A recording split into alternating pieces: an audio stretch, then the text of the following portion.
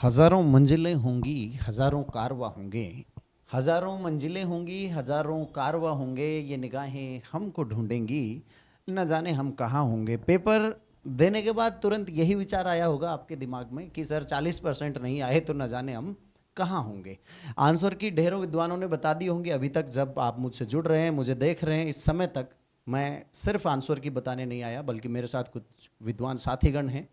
हम लोग इस बात पर भी थोड़ा सा जरूर प्रकाश डालने की कोशिश करेंगे कि क्या ये हुआ सही है, क्या यहाँ 40% आपके बन रहे हैं या नहीं बन रहे, इस पर जरूर बात करेंगे। बने रहिए, जुड़े रहिए। लेकिन सबसे पहले एक बार बहुत तेजी के साथ 5 मिनट या 7 मिनट में हम आपको आंसर बता देते हैं। ध्यान से समझना। आंसर बताने में मैंने अभी देखा कई सारे जो साथी आ चुके हैं पहले राजस्थान में, जो भी अपने अपने प्लेटफॉर्म पर अपने अपने हिस्सेदारी की समझदारी से जिन्होंने भी वीडियो बनाया, महाराज थोड़ा सा होमवर्क कर लेते। माना कि चैट जीपीटी आपको ये सुविधा देता है कि आप 1 घंटे में तो छोड़िए, 15-15 मिनट में आंसर की जारी कर दी आप लोगों ने, आपको सैल्यूट। लेकिन कई सवाल गलत कर रखे थे, उसका क्या, उसकी सजा तो ये बच्चे देंगे थोड़ी देर में आपको। खैर हम भी कोशिश कर लेते हैं। मैं सबसे पहले मेरे साथी नवीन को आमंत्रित करूंगा राजस्थान हिस्ट्री कल्चर के प्रश्नों पर। नवीन जी आइए, फटाफट एक बार इनका जवाब कर लेते हैं और फिर अपने मुद्दे पर बातचीत करेंगे।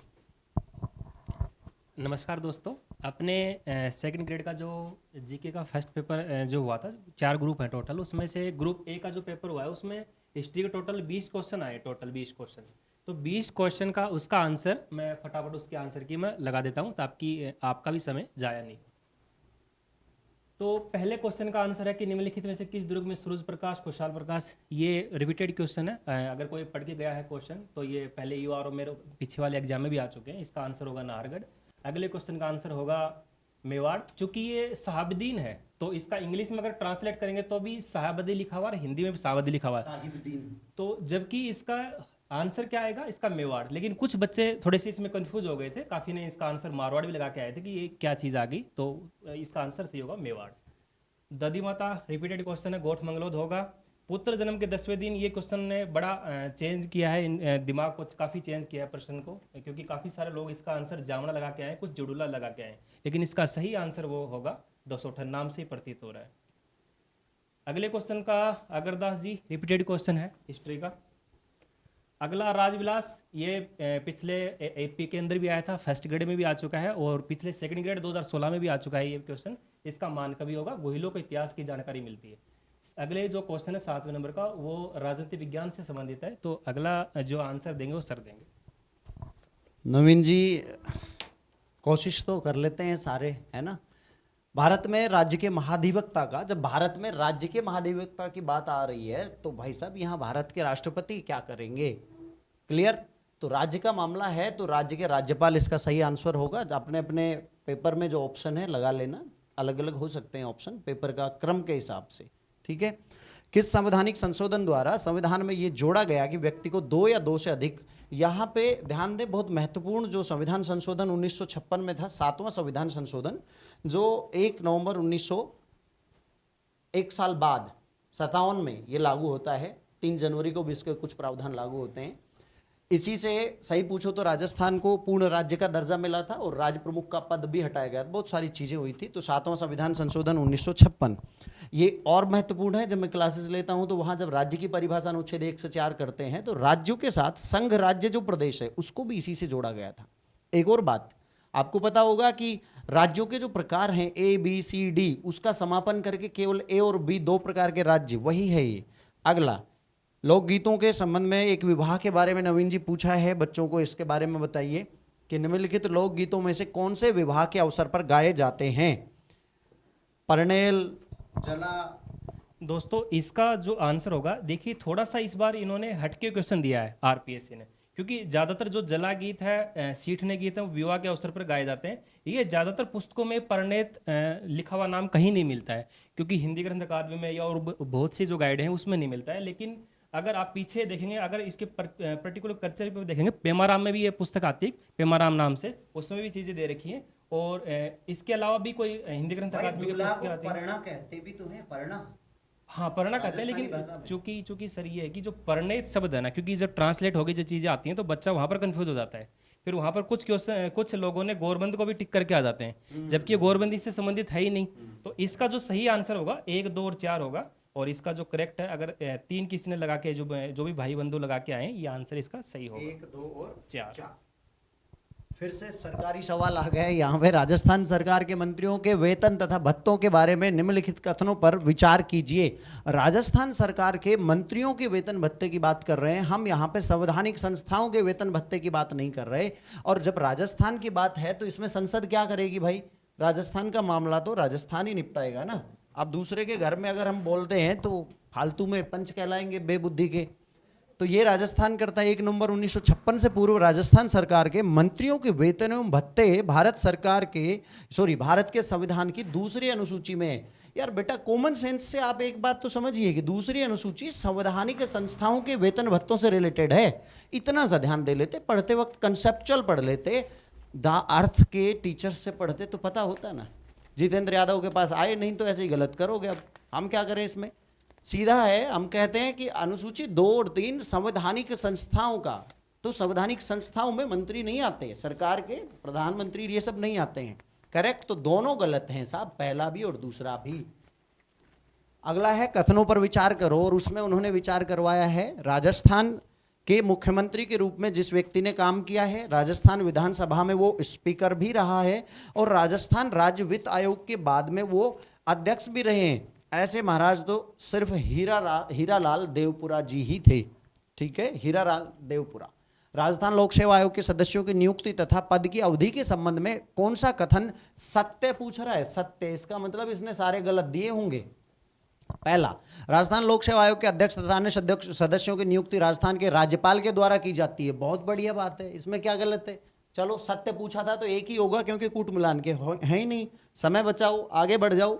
वैसे भी बता सकते हैं इनको कि ये गलत क्यों है। देखो, अध्यक्ष की नियुक्ति भारत के राष्ट्रपति द्वारा की जाती है, कोई मतलब नहीं है। राजस्थान का राज्यपाल कदाचार के आधार पर अध्यक्ष तथा आयोग के किसी सदस्य, भाई साहब ये अनुच्छेद 316 के अनुसार राष्ट्रपति की अधिकारिता में आता है। Equal to impeachment process that is imposed by आता है भारतीय न्यायिक सुधार अधिनियम 1968, उसके तहत ये आता है। तो ये सारे के सारे गलत हैं, केवल ये सही है। राजस्थान सचिवालय पुनर्गठन समिति 1969, बेटा सचिवालय के पुनर्गठन से संबंधित है तो भवन निर्माण क्यों करवाओगे? वो कोई इंजीनियर है क्या? गलत बात। कर्मचारियों की भर्ती, और भी गलत बात। बजट का निर्माण वो क्यों करेगा? ये जिसका पेपर लिया है वो महाराज पता नहीं क्या भांग खा के गए थे क्या? सारे ही गलत हैं।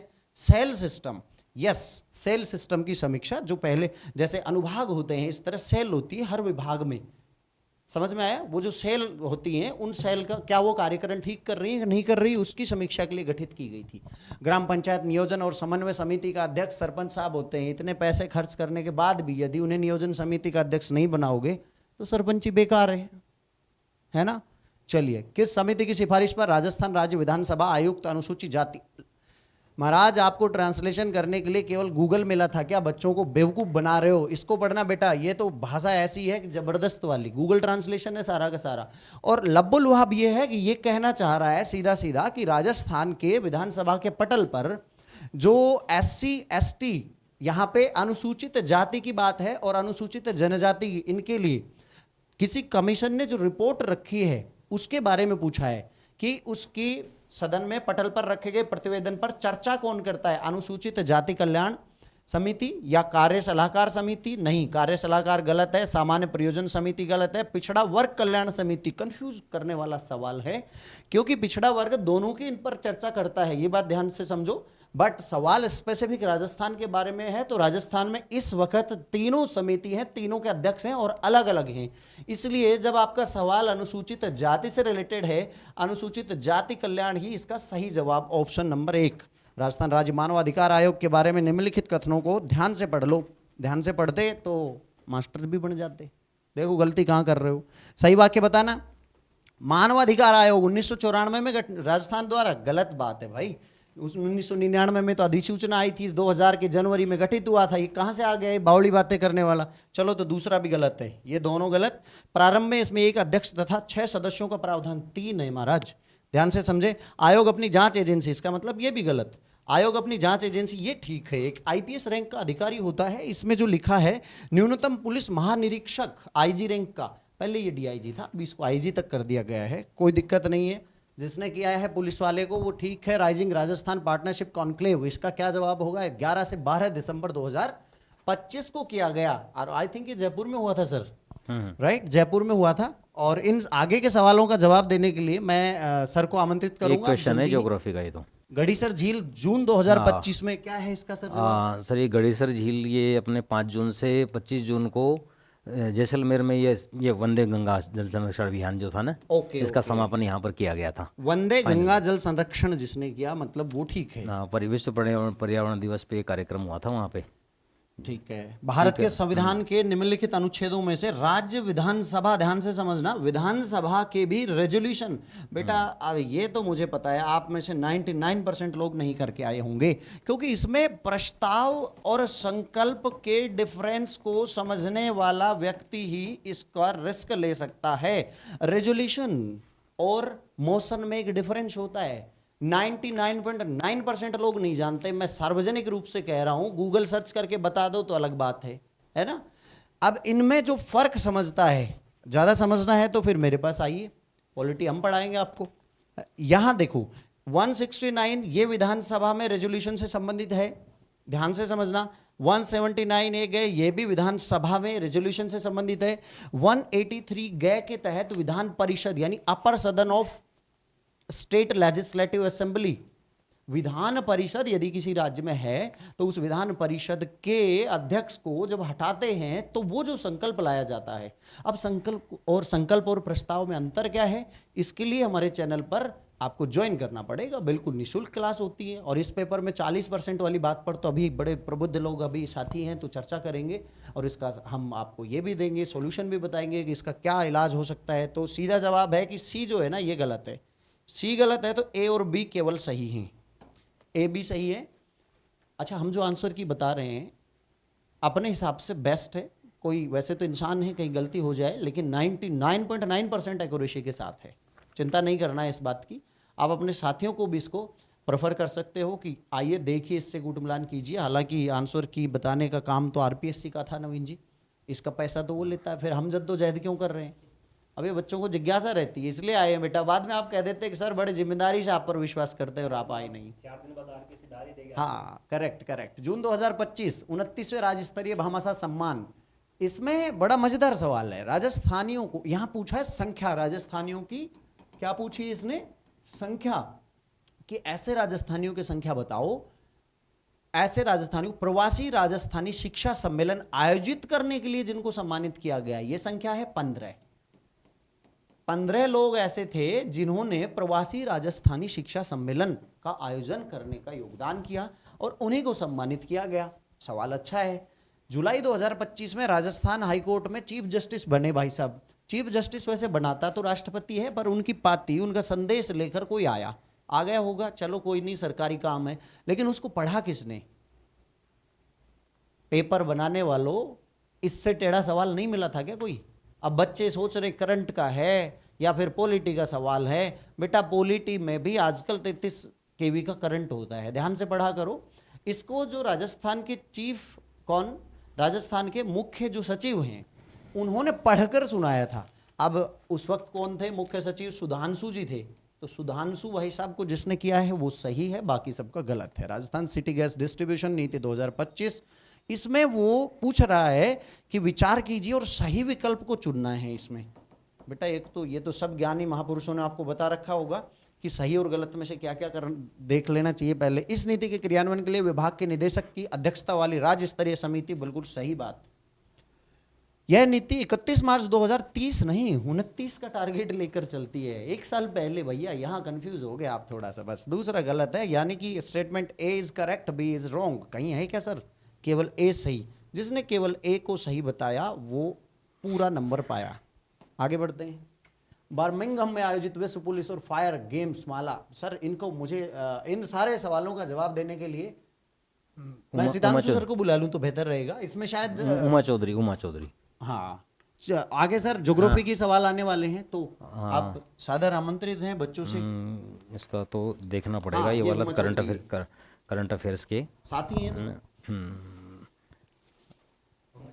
उमा हाँ चौधरी, नहीं, confirm? इसका तो उमा चौधरी है, खैर ये तो, हाँ नहीं ये तो कंफर्म है ये तो। हाँ, और ये जयपुर है सर। हाँ, एशिया प्रशांत क्षेत्र में इन महाशय ने तो ज़्यादातर ये जिसका भी पेपर है ये उन्होंने तो, जयपुर है 12वें क्षेत्रीय 3R और सर्कुलर इकोनॉमी फोरम, क्योंकि हाँ, बच्चों को ये फ़ॉन्ट छोटा है तो हमें पढ़ के बताना पड़ रहा है, अच्छा हाँ ठीक क्योंकि है। दिख नहीं रहा है उनको। हाँ ये जयपुर में आयोजित हुआ ही था ये तो। हाँ और फिर ये आपका पॉलिटी हाँ, वाला ये प्रश्न आ मजेदार गया। सवाल है। अंबेडकर जी के बारे में एक सवाल पूछा था, ध्यान से सुनना जरा, कि अंबेडकर के जीवन से जुड़े तीर्थों की निशुल्क यात्रा करवाई जा रही है। यार अंबेडकर बाबा तो मेरे भी थे, आपके भी थे, सबके थे भाई, केवल अनुसूचित जाति का नाम क्यों लेते हो नालायकों, कंफ्यूज कर दिया ना हमारे बच्चों को। तो ये जो बात कह रहे हैं, कौन सा, यहाँ पे देखो ये वाला सर, ये वाला, इस योजना का लाभ प्रदेश के अनुसूचित जाति वर्ग और अनुसूचित जाति वर्ग के मूल निवासी प्राप्त कर सकेंगे। ये सही नहीं है, क्योंकि वो तो सबके लिए था। करेक्ट। चलो अगले प्रश्न पर लेकर चलते हैं। अगला प्रश्न है 18 और 19 जून देखिए हाँ, 2025। ये वाला जो प्रश्न है ये इसने इतना दिमाग घुमाया है। एक बार पूरा क्योंकि मैं हाँ, पढ़ देता हूँ बच्चों को, क्योंकि सुन नहीं रहा है सर, कुछ इसके बारे में बताएंगे आपको। सवाल है 18 और 19 जून 2025 को अजमेर में आयोजित राजस्थान राज्य सीनियर एथलेटिक्स चैंपियनशिप 2025 में पुरुषों की 200 मीटर, नवीन जी 200 मीटर दौड़ 200 लगाइए। मीटर, हाँ 200 मीटर स्पर्धा में 21.41 सेकंड के समय के साथ किसने प्रथम स्थान प्राप्त किया? मतलब आप इसमें गेम्स में इंटरनेशनल नेशनल लेवल के आप अवार्डेड पर्सन्स को याद कर लें, मेडलिस्ट को, है ना, और उसके बाद फिर आपसे ये क्वेश्चन पूछा जाए तो अपेक्षाएं कहाँ से कहाँ जा रही हैं, देखो आप। और इसमें भी ये जो राजस्थान एथलीट एसोसिएशन है ना, हाँ जी जी जी। वो जो एसोसिएशन है उसमें साइट में इसका आंसर है एक्चुअली। और वैसे किसी ऑथेंटिक और कहीं पर भी न्यूज़पेपर्स में इनका कोई ज़्यादा जिक्र नहीं आया। तो इसमें अंकित कुमार कसवा जो है ना, उन्होंने 21.41 का समय प्राप्त किया। हालांकि ज़्यादातर जो उल्लेख मिलता है ना इसमें, ज़्यादातर उल्लेख मिलता है कोटा की आयशा, उसका उनका उल्लेख मिलता है।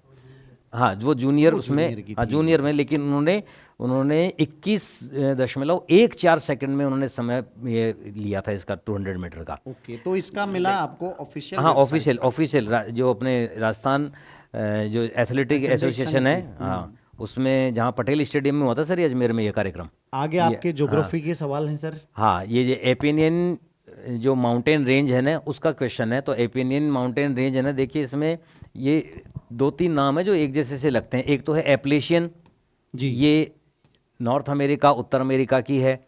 एक आल्पस है, वो यूरोप की, स्विट्जरलैंड जर्मनी आदि के क्षेत्रों की है। और एपिनियन जो है ना ये बैकबोन ऑफ इटली कहलाती है। इटली इसमें हाँ सही जवाब। इटली इसका आंसर रहेगा। और पछवा पवनों की वेस्टर्लीज जो है ना, तो वेस्टर्लीज की बहुत सिंपल क्वेश्चन है। देखिए आपने पेपर को अगर ढंग से ऑब्जर्व किया हो तो इसमें 2 बातें हैं। पॉलिटिकल, सर इसमें पॉलिटिकल ज्योग्राफी पॉलिटिकल साइंस के जो क्वेश्चंस हैं ना वो लेंदी क्वेश्चंस फॉर्मेट में है, और पूरा दिमाग उसमें इन्वॉल्व जब तक नहीं करेंगे तब तक वो क्वेश्चन सोल्व नहीं होंगे। एक बात, कुछ क्वेश्चन ऐसे हैं जो डेप्थ में ऐसे फैक्ट दे दिए जो मेरे दृष्टि से उन फैक्ट का कोई मायने अच्छा, नहीं इस था। पेपर को वैसे ही चर्चा अपन तीनों लास्ट में भी करेंगे जरूर। इस पेपर को बनाने से ये बात तो स्पष्ट हो गई कि कोचिंगों का बेड़ा गर्क करने की ठान ली है सरकार ने। और इतिहास और कल्चर से संबंधित जो हैं वो प्रश्न जिनको आता है ना, वो तो उसको एक बार में कर देंगे। Correct. उनमें कोई ऐसा ट्विस्ट नहीं है। हाँ क्वेश्चन में कुछ में डेप्थ भी है और कुछ में सरल भी है, लेकिन फिर भी वन लाइनर ज्योग्राफी दोनों का मिक्स है।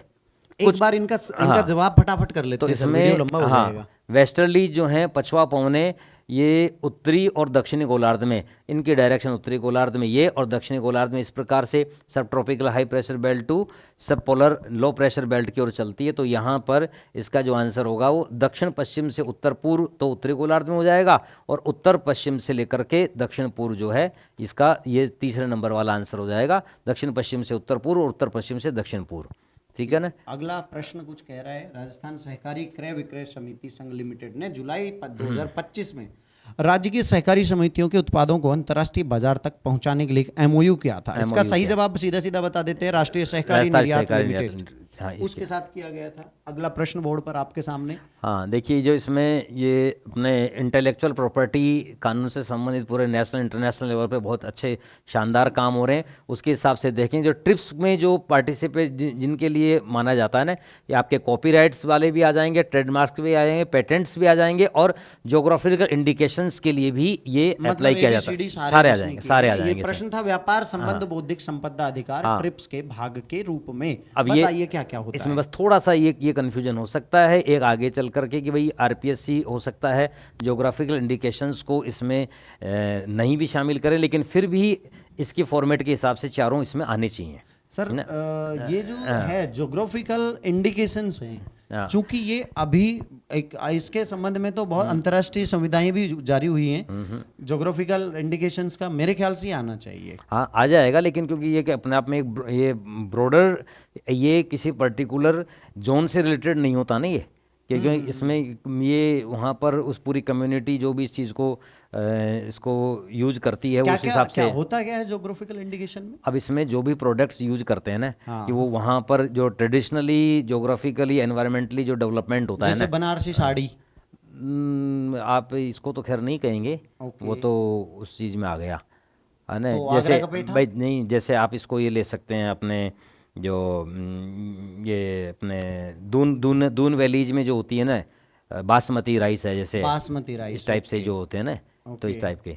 तो चलिए खैर इस पे बच्चों तो कर को लेंगे। ये इसका जवाब ABC माने या नहीं नहीं, ABCD? ये ABCD ही ज़्यादा अप्रोप्रिएट लगता है इसमें। बेटा इसमें सभी ध्यान दें सर, अपने अपने क्षेत्र के एक सिग्नेचर हैं, एक गोल्डन सिग्नेचर हैं ज्योग्राफी में, तो सर कह रहे हैं ABCD के साथ जाएंगे। Next question. अब ये जो लेटेस्ट पॉपुलेशन डाटा जो यूएनओ का डिपार्टमेंट है, पॉपुलेशन डिपार्टमेंट, वो जो जारी करता है, उसमें 2024 में जारी किया है ना, उसमें अपने भारत फर्स्ट रैंक पर आई गया, दूसरा चाइना है, बाकी USA, इंडोनेशिया और पाकिस्तान शेष 2 बचे हुए हैं। तो इसमें नाइजीरिया आंसर आ जाएगा, जो इसमें प्रथम 5। रिपीट कर देता हूं। सवाल है वर्ल्ड पॉपुलेशन प्रोस्पेक्टस 2024 के अनुसार विश्व के शीर्ष 5 जनसंख्या वाले देशों में निम्न में से कौन सा देश सम्मिलित नहीं है? आपका जवाब है नाइजीरिया। नाइजीरिया। अगला सवाल कहता है देखिए COP29 का जो UN क्लाइमेटिक चेंज COP29 का जो संयुक्त राष्ट्र संघ का जलवायु सम्मेलन है, उसमें जीवन और आजीविका की रक्षा के लिए जो डेवलपिंग कंट्रीज के लिए, विकासशील देशों के लिए फाइनेंशियल जो कितनी ग्रोथ की गई है उसमें, तो ये पहले जहां पर $100 बिलियन के रूप में था, तो अब वो 3 गुना $300 बिलियन के रूप में कर दिया गया। तो COP29 वाले सवाल में आपको करना है तीन गुना। दूसरा इसका सही जवाब है 3 गुना। हाँ, वो ऑप्शन तो मैं फिर प्रश्न सबके- बोल देता हूं, आपको आसानी होगी इसका जवाब देने में। हिंद महासागर तथा प्रशांत महासागर के मध्य मौसमी परिवर्तनों में प्रेक्षित उतार चढ़ाव वाला प्रतिरूप जिसे सी सॉ पैटर्न कहते हैं। अब ये जो क्वेश्चन है ना सर, ये क्वेश्चन आपको किसी भी बुक में जनरली ये बिल्कुल लेटेस्ट इंप्रूवमेंट वाला नहीं सर, क्वेश्चन है। मैं सहमत नहीं हूं, आपके नोट्स में है ना ये एज इट इज, हमारे बस दार्ट यही के तो कह नोट्स रहा में हूँ ना मैं, है। ये सी सा पैटर्न, ये जो ट्रेडिशनली उसमें जो टेक्निकल अगर जो पढ़ाते हैं ना, वो तो इसको जनरली जो अपने गिलबर्ट वॉकर साइकिल जो होती है ना, एंटी गिलबर्ट वॉकर साइकिल, उससे एक्चुअल में ये उसी से जुड़ा हुआ प्रश्न है ये, पर सही जिसमें जवाब क्या है? यही है, गिलबर्ट वॉकर साइकिल से रिलेटेड है, वॉकर परिसंचरण, जिसमें हाँ, क्योंकि ये मैडेन और जूलियन जिसको MJO मैडेन जूलियन असोलेशन प्रोसेस है एक, है ना, जो इंडियन ओशन और पैसिफिक ओशन का मिला जुला वायुमंडलीय और महासागरीय परिसंचरण से संबंधित है, और ये पार्ट जो बनता है ना, ये walker circulation Gilbert walker cycle से अगला रिलेटेड है। प्रश्न, निम्नलिखित में से कौन सा पठार दामोदर नदी द्वारा अपवाहित होता है? जवाब क्या है? छोटा नागपुर पठार, छोटा बस्तर नागपुर पठार। पठार। नेक्स्ट क्वेश्चन आपसे 2 सूचियों का मिलान करवा रहा है, एक सूची में द्वीप हैं तो दूसरी में उनकी चोटी हैं। हाँ। तो इसमें द्वीप जैसे उत्तरी अंडमान है, दक्षिणी अंडमान, ग्रेट निकोबार और मध्य अंडमान वाला जो सवाल है बच्चों, उसका सही जवाब सर क्या है? देखिए इसमें जहाँ पर ये इसके लिए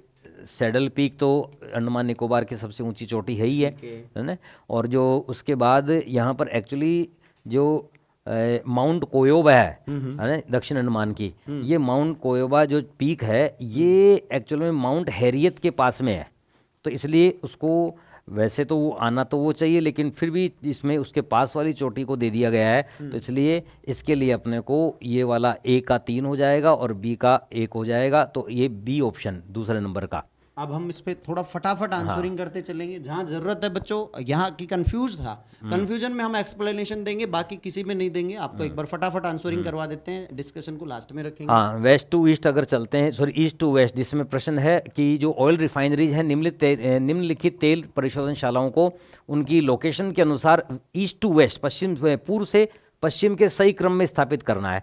तो इसमें ये सारी अपने आसाम आपकी तो असम पुरानी की, वाली जो हाँ टेस्ट सीरीज है एज एज इट इज प्रश्न है वो, ये as it is बिल्कुल प्रश्न सेम। है उसमें से। उस समय स्टूडेंट्स भी ये कहते थे कि सर इस टाइप से भी क्वेश्चन बन जाता है क्या, तो आई ज्ञान देखिए प्रश्न इसी तरीके का तो प्रश्न है, जिसमें ईस्ट टू वेस्ट ये पूरी तरीके से आपको इसमें जहाँ पर सबसे ईस्टर्न पार्ट में डिगबोई से लेकर के फिर उसके बाद, नुमालीगढ़? हाँ फिर डिगबोई हो गया, नुमालीगढ़ हो फिर गया, और फिर गुवाहाटी? गुवाहाटी हो गया, और लास्ट में ये बोगई गांव ये जिसमें डिगबोई जो है ना सर, ये नाम जब, चलिए खैर इस पे बाद में डिटेल डिस्कस एक करेंगे। सवाल है, मैं नवीन जी से इसमें चाहूंगा अनुमोदन कि भारत में स्वतंत्रता के बाद निम्न में से कौन सा कार्यक्रम भूजोतों के विभाजन और विखंडन को रोकने के लिए जरूरी किया गया था? नवीन जी? हाँ, ये इसमें तो यही हो जाएगा सर, है ना? इसका हाँ, आंसर यही cooperative होगा, and- सहकारिता और भूजोतों की चकबंदी के कार्यक्रम। वैसे ये जो क्वेश्चन है, ये अपने जो इकोनॉमिक सर्वे अगर किसी ने पढ़ा है अच्छे से, जो टॉपिक में दे रखे हैं, केवल 2 या 3 टॉपिक अपने को इकोनॉमिक सर्वे से पढ़ने थे, तो वहां पर ये चीजें दे रखी है। सर का प्रश्न आ रहा है अगला। हाँ, भारत भारत के में निम्नलिखित में से किस क्षेत्र में उष्ण कटिबंधीय आर्द्र सदाबहार वन नहीं पाए जाते? नोट नहीं पाए। ट्रॉपिकल जो आर्द्र सदाबहार वन है, एवरग्रीन फॉरेस्ट, तो वो बाकी बहुत जगह सब मिलते हैं, गंगा डेल्टा में नहीं मिलते हैं। गंगा डेल्टा में नहीं पाए जाते हैं। हाँ, वित्तीय वर्ष, हाँ सर, वित्तीय वर्ष 2023 में भारत में सेवा क्षेत्र के राज्यवार प्रदर्शन के विश्लेषण के विषय में निम्न कथनों को पढ़िए और दिए गए कूटों का उपयोग करते हुए सही उत्तर का चुनाव आपको करना है। पहला ऑप्शन है, सभी राज्यों के कुल सेवा क्षेत्र के सकल राज्य मूल्य वर्धन में महाराष्ट्र का हिस्सा 20% से अधिक रहा है। दूसरा है, सभी राज्यों के कुल सेवा क्षेत्र के सकल राज्य मूल्य वर्धन में कर्नाटक, महाराष्ट्र, तमिलनाडु, उत्तर प्रदेश और गुजरात का सम्मिलित हिस्सा। क्या कहता है सर, इसका जवाब क्या है? इसका एक बार, ये मेरे ख्याल से करंट का है, इकोनॉमिक सर्वे का जवाब दोनों सही है सर ये। अच्छा हाँ, ज्योग्राफी का ही तो है ये एक्चुअली इसमें महाराष्ट्र का 20% बिल्कुल ठीक है, और इनको सबको मिला करके ये 50% शेयर कर लेता है सर ये। तो इसके लिए अपने इसका तीसरा ऑप्शन आ जाएगा, पहला और दूसरा दोनों सही है इसके लिए।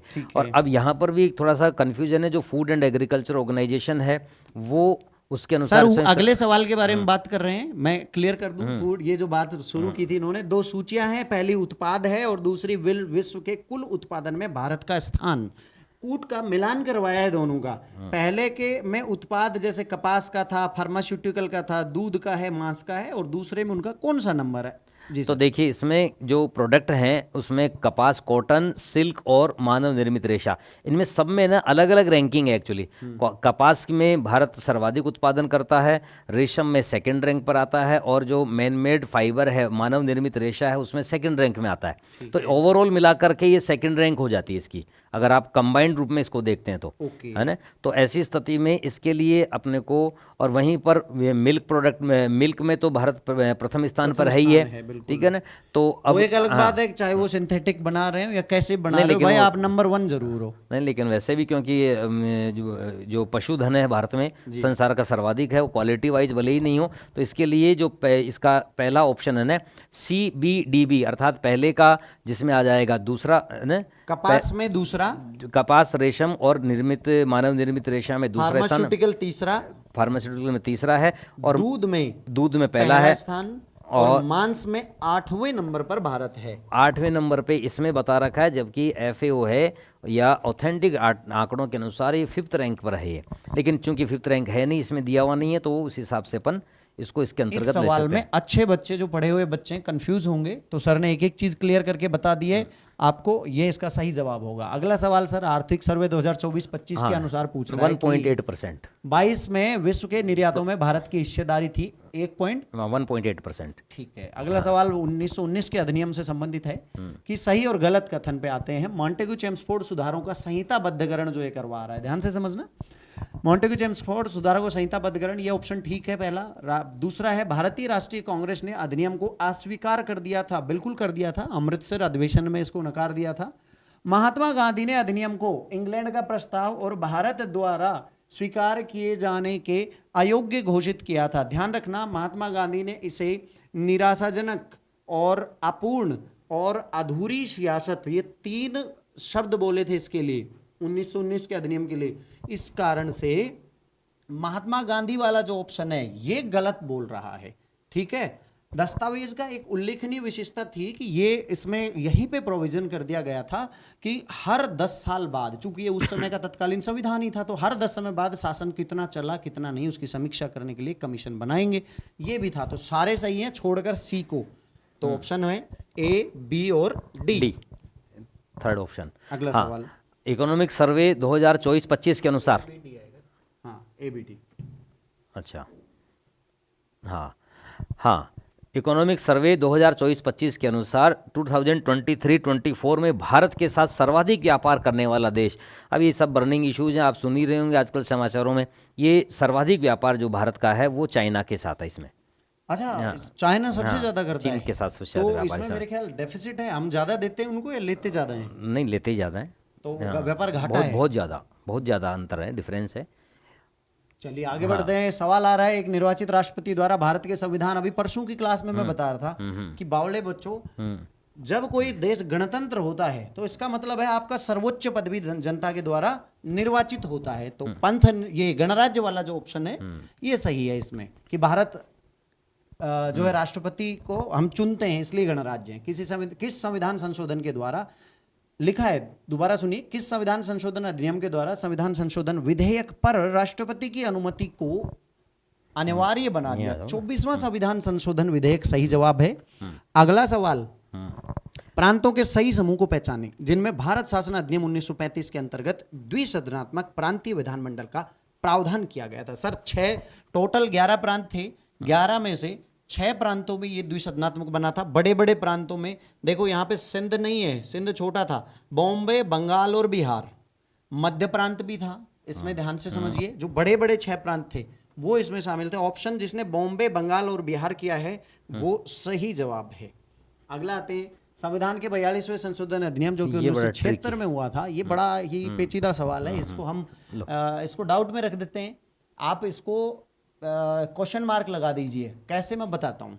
46A नाम से है ही नहीं, 46 है ओनली, ध्यान से समझना।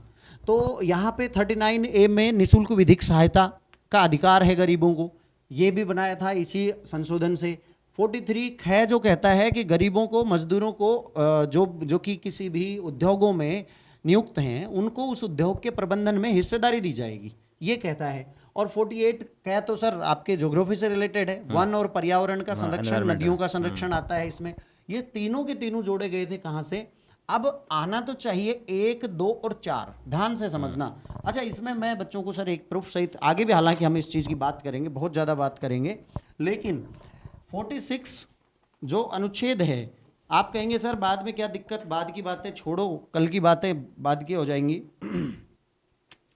ये है मेरे हाथ में भारत का संविधान, ऑथेंटिक सोर्स बिल्कुल 100%। इसमें अनुच्छेद 45 के बाद 46वां, कोई सब आर्टिकल नहीं है, कोई उपभाग नहीं है, सीधा 46वां अनुच्छेद क्या कहता है? अनुसूचित जातियों, जनजातियों और अन्य दुर्बल वर्गों के शिक्षा और अन्य अर्थ संबंधी हितों की अभिवृद्धि करने के लिए किया जाएगा। इसमें कोई 46A जैसा प्रावधान नहीं है। इसका मतलब 46A बिल्कुल नहीं होना चाहिए। ऑप्शन केवल होंगे 39, 43 और 48। क्या 1, 2 और 4 कहीं है क्या सर? नहीं दिख रहा। ऑप्शन में नहीं। इसका मतलब इस सवाल को क्या करना चाहिए? डिलीट करना चाहिए। अब इस पे कोई किंतु परंतु नहीं है। मैं संविधान आपके सामने रख रहा हूं। मुख्य संविधान ये है भारत का संविधान, जिसे बेयर एक्ट कहते हैं। सबूत सहित देख लीजिए, आप इसमें जाके खोजें अपने घर पे और कह देना जितेंद्र यादव सर ने बोला है, इस तरह का डाउट है। भारतीय संविधान का कौन सा अनुच्छेद, अगले सवाल पर पहुंच गए हम। राष्ट्रपति को संसद द्वारा पारित गैर धन विधेयक को पुनर्विचार के लिए वापस भेजने के अधिकार सर अनुच्छेद 111 देता है, आर्टिकल नंबर 111 देता है, जिसका भी है सही कर लीजिए बच्चों। उच्चतम न्यायालय ने कहा कि किस केस में कहा कि संसद को संविधान के किसी भी भाग में संशोधन करने का अधिकार है, चाहे वो मौलिक अधिकार क्यों ना हो, सब कुछ है। ऐसा किसमें कहा था? उन्होंने कहा कि अगर ऐसा संसद नहीं चाहती या ऐसा संविधान नहीं चाहता तो संविधान निर्माता इसमें पहले ही डाल देते ना। इस तरह की जो बातें थी, ये बड़ा मजेदार है। इस सवाल को भी मैं डाउट लिखता हूं, डाउट। कारण सर इसका एक है, मैं साफ साफ बच्चों बता दूं, इसमें सबसे पहले 1967 में गोलकनाथ केस आया था। इसका सही जवाब होना चाहिए गोलकनाथ। उसके बाद इंदिरा नेहरूवाद 1975 आना चाहिए। उसके बाद आता है केशवानंद 1974, ये था सर 24 अप्रैल 1974 को। और लास्ट में था अपना 73 को जो लागू हुआ था फिर 4 को। और लास्ट जो केस है वो है मिनर्वा मिल 1980 का केस। इसी को मेनका गांधी में भी बाद में रिपीट किया गया था। अब इस लिहाज से एक भी इसमें क्या है कि जैसे AK गोपालन है, शंकरी प्रसाद है, पश्चिमी बंगाल है, मेरे हिसाब से इसमें कोई मैच नहीं कर रहा। तो मैं कोई दावा नहीं कर रहा हूं, हो सकता है मेरा ज्ञान अधूरा हो या मैं वहां तक पहुंच नहीं पा रहा हूं, मैं स्टार लगा के छोड़ देता हूं। सवाल कौन सा? एक तो वो संविधान के 76वें उसमें जो किया गया था नीति निर्देशक तत्वों वाला, और एक ये, दोनों को डाउट में रखना। क्लियर? वो तो डिलीट होगा 100%। अब इसको भी करना चाहिए। देखते हैं। किसी राजनीतिक दल को राष्ट्रीय दल के रूप में मान्यता देने के लिए यहाँ पे बड़ी छोटी सी एक बात है कि 3 राज्यों से, अलग अलग राज्यों से कम 2% सीट जीतना चाहिए, वो जरूरी है। इसके अलावा भी 4 और शर्तें हैं जिनका उल्लेख इन ऑप्शन में नहीं है, अदरवाइज ये कठिन सवाल हो जाता। अगला प्रश्न कह रहा है उप प्रधानमंत्री और प्रधानमंत्री की जोड़ी को सुमेलित करें। जवाहरलाल नेहरू, ठीक है, इंदिरा गांधी जी, चौधरी चरण सिंह। अरे चरण सिंह के सामने कोई था ही नहीं भैया इनके साथ। प्रधानमंत्री जब चरण सिंह जी थे तो यह नहीं था। हाँ, मोरारजी देसाई जी के सामने तो 2 आ जाते हैं, जगजीवन राम जी का भी यहाँ चर्चा आ जाती है, चरण सिंह भी आ जाता है। तो सही जवाब होगा चरण सिंह के साथ देवीलाल जी जो हैं वो गलत है। अगला है भारत की विदेश नीति में गुट निरपेक्षता के सिद्धांत में निम्नलिखित में से क्या सम्मिलित नहीं है? बेटा बहुत प्यारा सवाल है, कंसेप्चुअल क्वेश्चन है, ध्यान से समझना। विदेश नीति में स्वतंत्रता, नॉन अलायंस मूवमेंट का ये तो सारभूत तत्व है। शक्ति गुटों की ओर अप्रतिबद्धता, हम किसी के लिए, ना तो USSR यानी रूस के लिए ना अमेरिका, किसी के तरफ झुकाव नहीं रखेंगे, ठीक है। विश्व मामलों के प्रति तटस्थ, ये गलत है। विश्व मामलों के प्रति हम तटस्थ क्यों रहेंगे भाई? उसमें सीधा ही कहा गया था कि हम अफ्रीकी देश और जो इन ताकतों के सताए हुए देश हैं इनकी मांग उठाने में आगे रहेंगे। तटस्थ नहीं थे, सक्रिय थे। 74 में श्रीलंका के साथ जो समझौता हो वो कच्छातीवु द्वीप के साथ है। कच्छातीवु बिल्कुल ठीक है। और फिकी फेडरेशन में तीनों सही हैं। All India organisation of employers AIOE सही है, ICA सही है, CMSME ये भी सही है, सारे के सारे सही हैं। 1 2 3 जिसने किया वो मोर्चा मार गया। महासभा, संयुक्त राष्ट्र महासभा में भाषण देते वक्त हमारे प्रथम प्रधानमंत्री जवाहरलाल नेहरू ने यह वक्तव्य कहा था। तो जिसने जवाहरलाल नेहरू किया है उसका सही है। अब आते हैं विश्व व्यापार संगठन में दोहा दौर की वार्ता। ये बड़ा मजेदार सवाल है।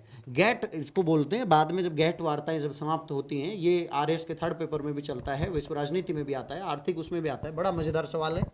दोहा दौर की वार्ताओं के जुलाई 2006 में निलंबन के बाद, जब से सर WTO ऑर्गेनाइजेशन जब आता है, वर्ल्ड ट्रेड ऑर्गेनाइजेशन उसमें आता है, या उसके तीनों जो संगठन आते हैं, उस समय एक ओस्लो समूह की चर्चा आती है। सवाल कह रहा है कि उसके समाप्त होने के बाद ओस्लो समूह नामक एक वैकल्पिक 6 का समूह बनाया गया। ये सवाल पर भी मैं स्टार लगाता हूं, क्योंकि इस तरह का बात जब ओस्लो समूह की करते हैं तो स्कैंडिनेवियन कंट्रीज के साथ जाता है। लेकिन यहां जो है, यहां पे सर ग्रोविंग 6, ध्यान दें, जिन्हें E6 नाम दिया गया था, वो देश सम्मिलित थे। उसमें अमेरिका भी था, जापान भी था, साउथ अफ्रीका भी था, ब्राजील भी था, भारत भी था। इस तरह से वो 6 देश थे। तो मुझे हो सकता है मेरी पहुंच कम हो, मैं ये नहीं कहूँगा कि गलत सवाल है, पर इस पर विचार शायद आयोग करेगा, मैं इसका जवाब नहीं दूंगा। ठीक है, आगे बढ़ते हैं। ब्रिक्स के बारे में निम्नलिखित कथनों में से ब्राजील ने 1 जनवरी 2025 को ब्रिक्स की अध्यक्षता ग्रहण की। सर गलत नहीं लग रहा? जुलाई में हुआ था ये तो, जुलाई में, तो यही गलत है। ब्रिक्स का थीम ठीक है 2025 की। भारत ने 2021 में 13वां ब्रिक्स, ये भी ठीक है। 2021 की थीम भी सही है, बाकी सारे सही है भाई। ब्राजील जो है जुलाई में अध्यक्षता ग्रहण करता है। निम्न में से किस क्षेत्र में शिक्षा मनोविज्ञान, ये हमारे नहीं है। अब साइकोलॉजी के जो सवाल हैं उन पर अभी चर्चा नहीं कर रहा हूं, अभी मैं सीधा नवीन जी के पोर्शन पर लेके आऊंगा। हिस्ट्री कल्चर पर चलते हैं, फिर कुछ बातें करेंगे इसमें कि आपका क्या 40% वाला क्या इशू है, उस पर आते हैं। बड़े प्रैक्टिकली सवाल, अप्लाइड साइकोलॉजी है ये सर, अप्लाइड साइकोलॉजी है। हाँ सर, ये हाँ ज्योग्राफी। मैं अब एक्चुअल में मेरी जगह नवीन जी को आमंत्रित करूंगा। नवीन जी आप आ जाइए और सर जवाब देंगे। अब सर ज्योग्राफी आप संभालें, नवीन जी आप हिस्ट्री कल्चर, राष्ट्र की चर्चा में शामिल हो जाएंगे। हाँ देखिए, इसमें जो क्वेश्चन है, राजस्थान के किस जिला समूह से 40 सेंटीमीटर की आइसो हाइट समवर्षा रेखा है ना। समवर्षा रेखा कौन सी वो जो गुजरती है, वो जो है सीकर, नागौर और जालोर क्षेत्र से गुजरती है ना। फॉर जो 40 सेंटीमीटर की, यहाँ पर क्या है कि सर आरटीसी बड़ा गेम खेल गई, क्योंकि 50 सेंटीमीटर वर्षा की जनरली पूछते हैं, वो पूछते हैं। लेकिन इस बार इन्होंने क्या कर दिया, उल्टा कर दिया, थोड़ा सा गेम खेल गई तो 40% वाला पूछ लिया। हाँ, तो चीजें वही रही। Western slope of Aravalli hills है ना, अरावली श्रेणी के पश्चिमी ढाल के समानांतर लगभग जो रेखा है उसके आधार पे पूछा है। और कौन सी, नेक्स्ट क्वेश्चन है, निम्न में से कौन सी एक बनास नदी की दाहिनी ओर से, राइट हैंड की ओर से आकर के मिलने वाली सहायक नदी है? तो इसके लिए बेड़च उत्तर है ही है। धोकड़ा, पलास, तेंदू और सेमल के जो ट्रीज हैं वो किस प्रकार के वन से संबंधित हैं? तो एक्चुअली ये जो ये वृक्ष हैं ये डिसिडियस फॉरेस्ट यानी पतझड़ वनों से संबंधित होते हैं। वैसे तो एग्जैक्टली तो इसके लिए ट्रॉपिकल डिसिडियस फॉरेस्ट यानी उष्ण कटिबंधीय पतझड़ वनों से संबंधित माना जाता है, लेकिन चूंकि जो एरिड जोन से रिलेटेड कंटीले वन है वो तो वैसे नहीं आने वाला, तो इसलिए मिक्स्ड डिसिडियस फॉरेस्ट अर्थात मिश्रित पतझड़ वनों से संबंधित इसका उत्तर निकलेगा। फिर वहीं पर जो हाईब्रिड, जिसको हाई यील्ड वैरायटी के जो HYV के जो बीज हैं उसके तहत राज 171 और मोती, ये जो उन्नत किस्में हैं राजस्थान में, ये बाजरा से संबंधित है। हालांकि मोती जो है वो ज्वार से संबंधित भी होती है और बाजरा से संबंधित होती है, परंतु राज 171 बाजरा और बाजरा से संबंधित है। खैर, और अरावली का जो उसके जो इसके लिए अगर असत्य कथन को देखें तो बिल्कुल ये प्राचीनतम पर्वतमालाओं में से एक मानी जाती है। आज से लगभग 250 असत्य ढूंढना है सर इसमें, ऐसा इसमें तो 250 करोड़ साल पहले वाली प्राचीनतम पर्वतमाला है। और इसकी उत्पत्ति प्री कैम्ब्रियन युग है जो कि 250 करोड़ साल पहले से संबंधित अगर है। और अरावली ये रेजिडियस यानी अवशिष्ट पहाड़ियों से संबंधित है। तीनों कथन सही है। और इसका जो दूसरा है ये अमेरिका के रॉकीज हैं, ये न्यू फोल्डेड माउंटेन की श्रेणी में आते हैं, नवीन वलित पर्वतों की श्रेणी में आते हैं, तो इसका उत्तर होगा दूसरा। या हाँ, पॉपुलेशन का जो डाटा है 2011 की जनगणना के अनुसार जो सर्वाधिक जो नगरीय जनसंख्या का परसेंटेज है वैसे तो जयपुर और कोटा से संबंधित है, और उसी क्रम में देखते हैं तो उसके बाद जो नंबर आता है वो अजमेर का बनता है। और सेंट गोवेन ग्लास फैक्ट्री जो है वो फैक्चुअल पॉइंट है, ये भिवाड़ी में है। इसमें कोई जिन्होंने याद किया हुआ उनको पता ही है ना। हाँ सर, ये देखो पॉलिटिक्स आपके इसका कल्चर से रिलेटेड, ये कल्चर का क्वेश्चन है। इसमें मिलान करना पूछा था, पर्यटन स्थल पूछा था और उसकी अवस्थिति पूछी थी।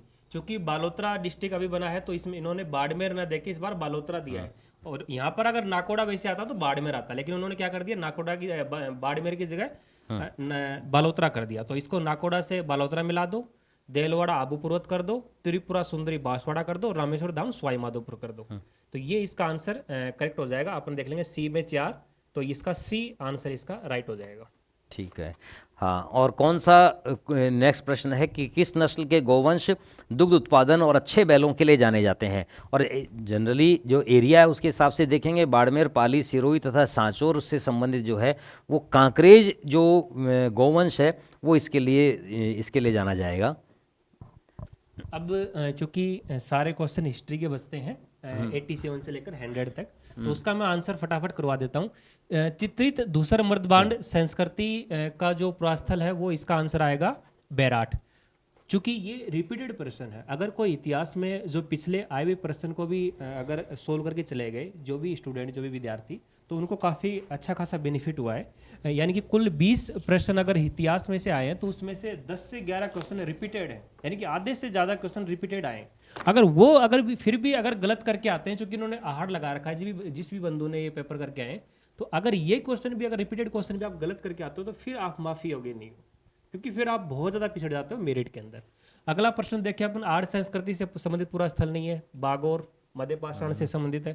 रज्जिल किस प्रत्यार शाखा से संबंधित है? रज्जिल कौन थे? हरिश्चंद्र जो मंडोर शाखा के थे, हरिश्चंद्र के ज्येष्ठ पुत्र थे रज्जिल, जिन्होंने महामंडलेश्वर महादेव मंदिर का निर्माण करवाया था, रोहिन स्तूप की स्थापना की थी, तो इसका आंसर आएगा मंडोर। चौहान किस स्थान से संबंधित नहीं थे? लोदुरवा, क्योंकि लोदुरवा तो भाटी राजपूत वंश जाना जाता है लोदुरवा से, तो लोदुरवा में वैसे जैन मंदिर भी हैं। सुल्तान इल्तुतमिश के जलाल अभियान के दौरान वहां का शासक कौन था? अब ये इसका आंसर उदय सिंह आएगा, क्योंकि उदय सिंह उस समय समकालीन इल्तुतमिश के भी समय थे और इल्तुतमिश के बाद में नासिरुद्दीन महमूद जो शासक हुए उनके समकालीन भी थे। तो यहाँ पर इनके समय में 2 बार आक्रमण हुआ था। एक तो हुआ था 1228 में, जो आक्रमण किया था इल्तुतमिश ने, और एक हुआ था कानड़ प्रबंध में, इसका उल्लेख मिलता है 1254 में, और वो नासुरुद्दीन महमूद के समय मिलता है। नासुरुद्दीन महमूद ने 1254 में उदय सिंह के दौरान जालौर पर अभियान किया था, इसका उल्लेख कानड़ प्रबंध में मिलता है। तो इसका जो राइट आंसर हो जाएगा वो इल्तुतमिश के समय उदय सिंह 1228 में।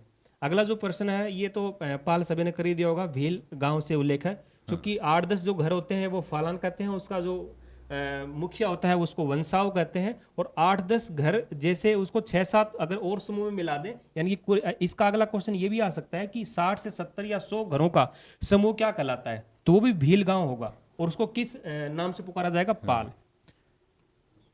अगला प्रश्न है कि 1565 में रानीसर की लड़ाई, अब ये यहाँ पर बड़ा मजेदार था। अगर ये क्वेश्चन भी अगर कोई गलत करके आया है, जैसे इन्होंने किया महाराणा सांगा, अरे भाई महाराणा सांगा तो इस समय मर चुके थे भाई, महाराणा सांगा तो थे ही नहीं, उनका 1530 तक काम हो गया था। राज सिंह 1652 में शासक बने थे, 1652 से 1680 में।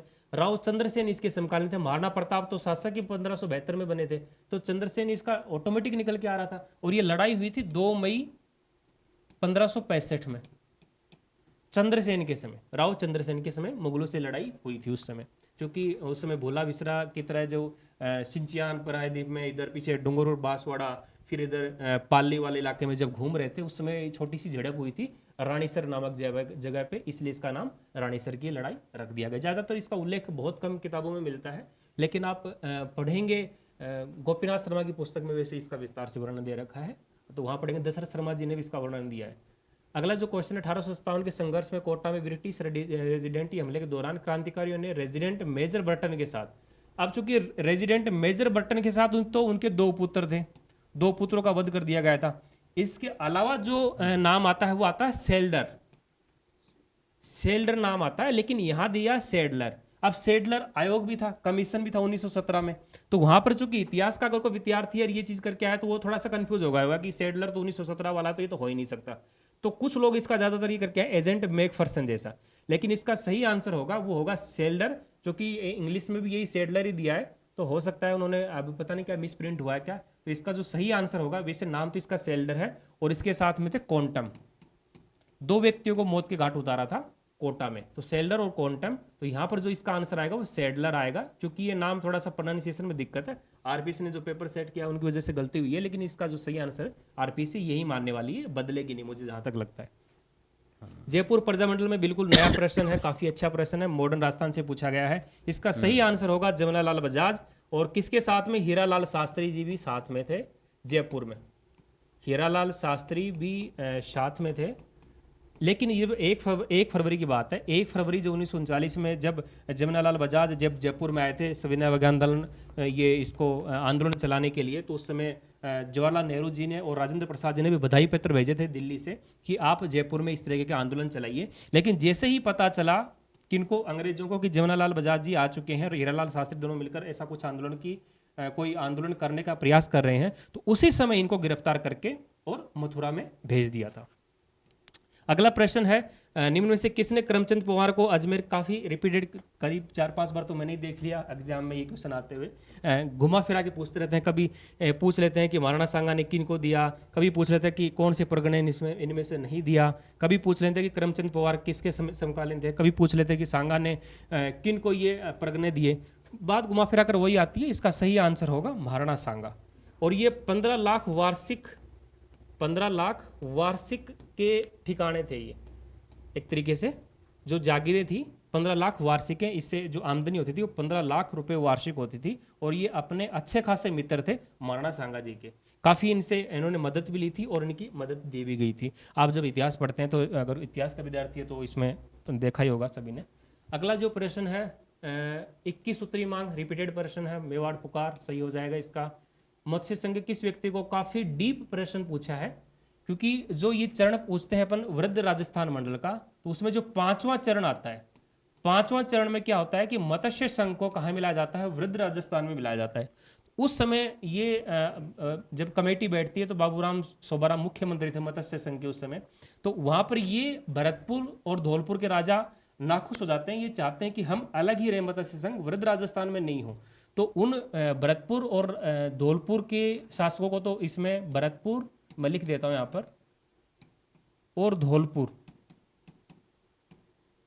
के शासकों को तो मना लिया गया था, लेकिन बाबू शोभाराम जी थे ये माने नहीं थे। तो इनको क्या किया, फिर वृद्ध राजस्थान के मंत्रिमंडल में जब शामिल कर लिया गया तब ये जाके माने थे कि हाँ ठीक है, मैं भी वृद्ध राजस्थान में मिलने के लिए तैयार हूं। तो इसका सही आंसर होगा बाबू शोभाराम।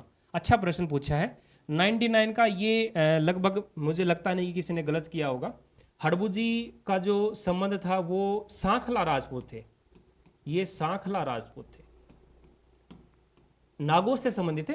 नागौर जी का जन्म जो था नागौर में हुआ था, तो वहां पर सांखला राजपूत के घर में जन्म हुआ था। पाबू जी राठौड़ थे, गोगा जी चौहान वंश से थे, रामदेव जी तंवर वंश के राजपूत थे। तो इसका जो सुमिलित नहीं पूछा है, गलत कौन सा होगा, तो इसका जो आंसर होगा हड़बू जी हो जाएगा इसका आंसर। अगला जो प्रश्न है, प्रजामंडल आंदोलन में बीकानेर राज्य परिषद की स्थापना कब की गई थी? अब ये जिन्होंने भी किया है 1944 किया है, क्योंकि उस समय तक तो बीकानेर का कुछ बचा नहीं था। तो इसका जो सही आंसर आएगा वो आएगा 22 जुलाई। क्या आएगा? 22 जुलाई 1942 को रावतमल पारिक के घर।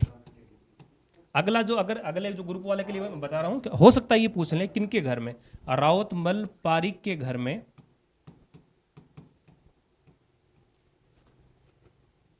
रघुवर दयाल